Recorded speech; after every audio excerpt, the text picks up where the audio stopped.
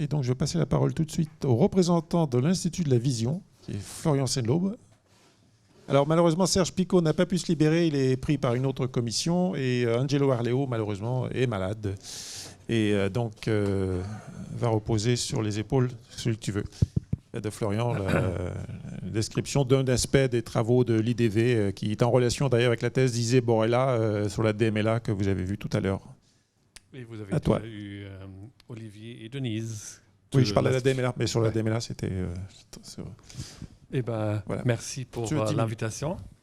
Donc, ça va être assez court parce que j'avais prévu quelque chose de genre de 10 minutes pour vous parler un peu de la recherche qu'on fait avec Michel sur la dégénérescence maculaire liée à l'âge et un peu la pathogénie qui... Comment je fais ça? Il y a... Avec ça?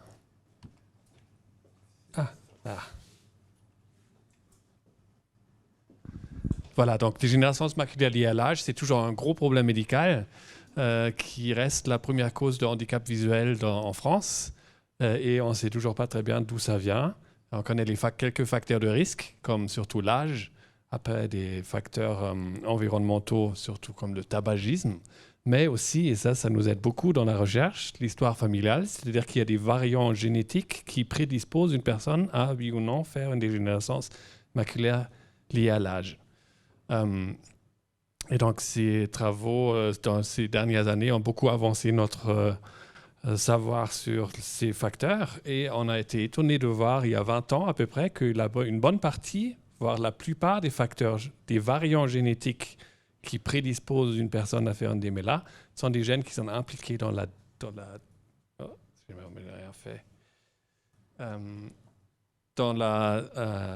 défense immunitaire, dans l'inflammation. Et les deux facteurs qui sont le plus importants, parce qu'ils sont très communs dans les populations européennes, c'est un variant d'un facteur qui s'appelle complement factor H. C'est un inhibiteur d'une cascade qui normalement tue des bactéries. Et il y a un autre dont je vais parler un peu plus, parce qu'on a fait de la recherche sur celui-là avec les 15-20, qui est un haplotype du chromosome 10. Et on ne savait pas très bien ce qu'il fait, ce variant. Donc, qui dit inflammation s'intéresse donc aux cellules immunitaires dans l'œil. Et les cellules immunitaires résidant dans l'œil, ça s'appelle des cellules microgliales qui surveillent la rétine et qui sont aussi responsables de surveiller les synapses et de s'assurer que les synapses fonctionnent bien.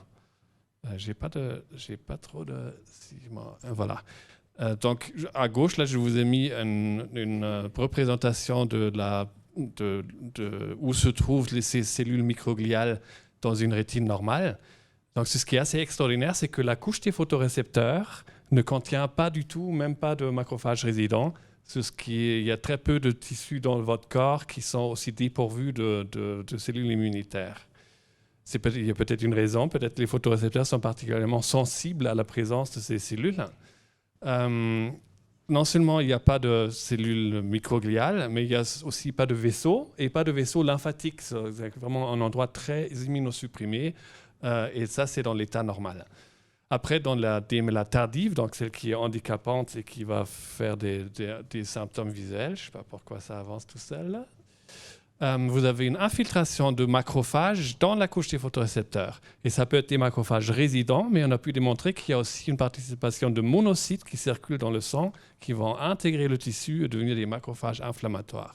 Donc, chez des malades avec une DMLA tardive, on a à la fois une infiltration de cellules résidentes de macrophages, mais aussi de monocytes qui viennent du sang, qui vont se différencier en macrophages infiltrants, comme s'il y avait une attaque bactérienne ou quelque chose qu'il fallait résoudre. Et donc, qui dit inflammation, c'est très important pour notre survie, mais une inflammation chronique joue un rôle pathogénique dans pas mal de maladies, où je reviendrai un peu dessus tout à l'heure.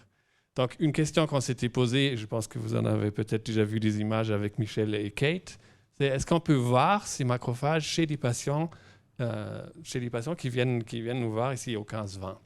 Et donc, on avait remarqué, ou Michel avait remarqué, qu'avec son Flow Adaptive Optics, je ne sais pas si on voit ça très bien, On voit bien l'atrophie dans la déméla atrophique qui croît assez vite avec des photos prises tous les mois, ici à gauche.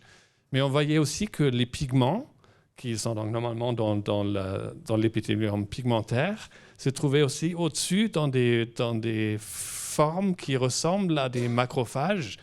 Et je dis ça parce qu'ils bougeaient avec le temps, comme si ce n'était pas du débris de pigments qui était juste quelque part, mais qui est à l'intérieur d'une cellule qui migre.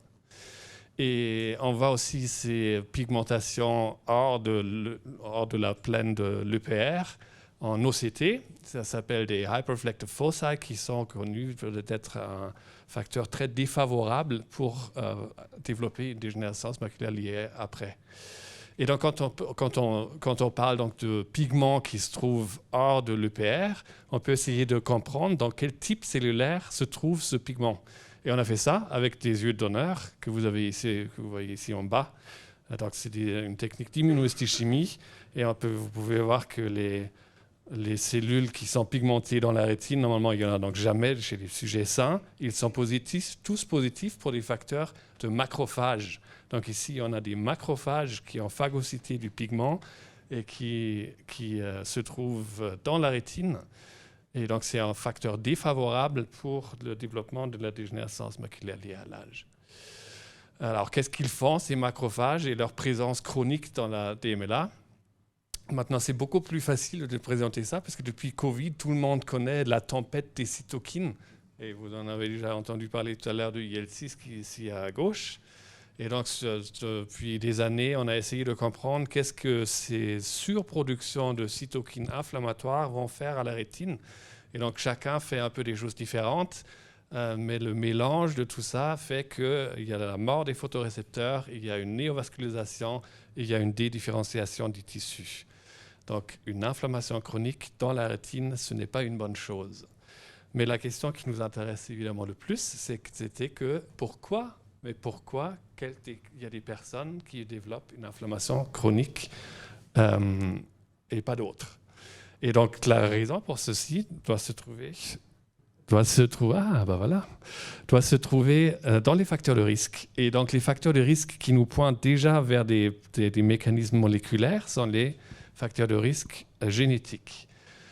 Et donc, on avait l'énorme chance qu'ici, au 15-20, les 15-20 avaient participé à une étude où ils avaient essayé de détecter toutes sortes de variants génétiques qui sont associés avec la DMLA. Donc, variants génétiques, c'est qu'on a tous plein de gènes, mais on a tous des petites différences l'un vers l'autre. Et donc, souvent, il y a des variants qui fonctionnent un peu mieux pour ceci et d'autres variants qui fonctionnent pour autre chose. Donc, il y a 20 ans, peut-être un peu plus, il y a eu une collection de DNA de patients qui font une DMLA ou pas. Et ils ont fait une étude de quelles variants sont associés avec ceci. Et ils sont tombés donc sur un des plus importants, qui est un variant sur le chromosome 10, et on ne savait pas très bien ce que c'était.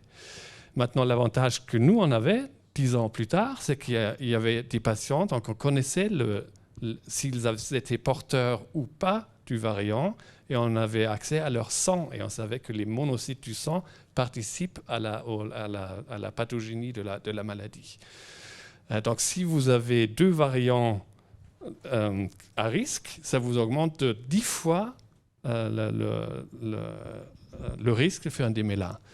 Et donc, on a eu ces patients, on a pris leur sang, on a préparé les monocytes, donc les précurseurs des macrophages, et on a regardé si les expressions du gène qui sont à côté de ce variant qui définit ce variant étaient différents, si les gens étaient à risque ou s'ils n'avaient pas du tout le risque. Et on a pu démontrer que donc il y a 3 gènes, peu importe ce que ça veut dire, hein, et il y en a le HTRA1 qui est significativement augmenté si vous avez ces variants à risque. Donc c'était assez extraordinaire parce qu'on pouvait montrer que le variant à risque de la DMLA menait ou était associé avec une augmentation de ce gène qui est une protéase qui encore est impliquée dans l'inflammation. On connaît ça très bien de l'athérosclérose et de l'arthrite. Et donc on a encore un gène qui est associé avec la DMLA qui mène à une augmentation de l'inflammation, un peu comme le CFH dont je vous ai parlé avant. Après, il y avait tous les travaux qu'on a fait à l'Institut de la Vision pour savoir exactement qu'est-ce que ça fait cette protéase. Mais on est arrivé à la conclusion que, un peu comme pour le CFH, cette protéase, une protéase, c'est une protéine qui casse une autre. Et on a trouvé une des protéines qu'elle cassait.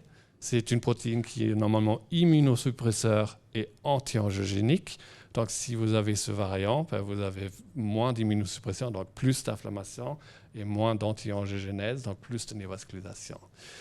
Alors, on a joué à ce jeu pendant 15 ans maintenant, et à chaque fois qu'on regarde le fonctionnement des variants qui sont associés avec le DMLA, on tombe sur quelque chose qui mène à une inflammation plus forte. Maintenant, vous pouvez penser que je suis obsédé par l'inflammation et je trouve toujours la même chose, mais je pense qu'il y a une raison pour ça. Parce que les variants, on parle, qui sont donc des variants à risque pour faire un DMLA, ce n'est pas comme une mutation que quelqu'un a par accident pendant sa naissance, mais c'est quelque chose que quelqu'un a eu à un moment qui a donné un avantage de survie et qui fait que cette mutation est devenue tellement fréquente que c'est devenu un variant dans une population. Maintenant, vous pouvez penser aux effets dans une population qui peuvent mener à une augmentation d'un variant. Et un des effets les plus forts, c'est des maladies infectieuses. Et donc, si vous avez une pression évolutionnaire sur le choix des variants qui vont s'accumuler dans les populations, eh bien, ceux qui ont fait une inflammation plus forte et qui ont probablement permis la survie des gens qui étaient porteurs de ces gènes, ils se sont accumulés avec le temps. Maintenant, de nos jours, et avec un âge avancé, ces gènes qui mènent à cette inflammation trop forte participent dans la dégénérescence maculaire. Alors, qu'est-ce qu'on peut faire avec ça?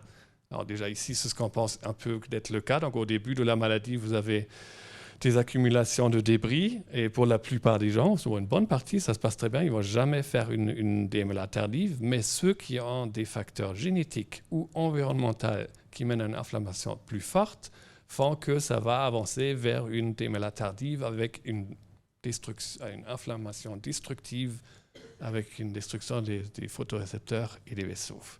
Alors, ce qu'on essaie de faire, c'est de comprendre un peu mieux tout, parce que là, on s'est choisi quelques variants génétiques, mais on peut comprendre beaucoup mieux maintenant les différences qu'il peut y avoir entre les monocytes, donc des cellules facilement prélévables chez des patients, entre sujets sains et sujets malades. Et on peut, de nos jours, avec des techniques qu'on a à l'Institut de la Vision, voir exactement quelles sont les différences. Et l'autre chose, c'est d'essayer de trouver une solution, c'est-à-dire de remplacer les facteurs immunosuppresseurs qui sont diminués dans ces patients pour diminuer le nombre de macrophages. Voilà.